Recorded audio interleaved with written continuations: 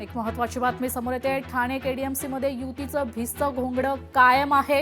युतीसाठी पुन्हा पहाटेपर्यंत बैठकाच होत आहेत। जागा वाटपांवरून भाजपा शिवसेनेत पहाटे 4 पर्यंत बैठका सुरू आहेत। बैठकीत वाटाघाटीवरून दोन्ही स्थानिक नेत्यांमध्ये रस्सीखेच सुरू आहे। ठाणे मनपासाठी 3 ते 5 जागांवर युतीचे घोडं आता अडलेलं आहे। ठाणे मनपा करता 3 ते 5 जागांवर युतीचे घोडे अडून तर केडीएमसी करता 5 ते 7 जागांवरून भाजप शिवसेनेत आता रस्सीखेच सुरूच आहे। उद्या रात्री पुन्हा या युतीची बैठकी पार पडतील। या बैठकीला एकनाथ शिंदे, श्रीकांत शिंदे, उदय सामंत, भाजप नेते रवींद्र चव्हाण, निरंजन डावखरे, नरेश मस्के उपस्थित होते।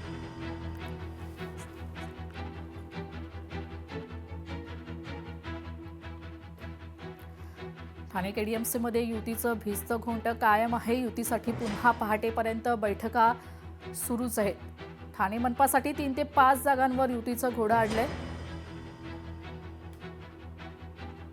जागा वाटपावरून पहाटे 4 वाजेपर्यंत बैठका सुरूच आहेत।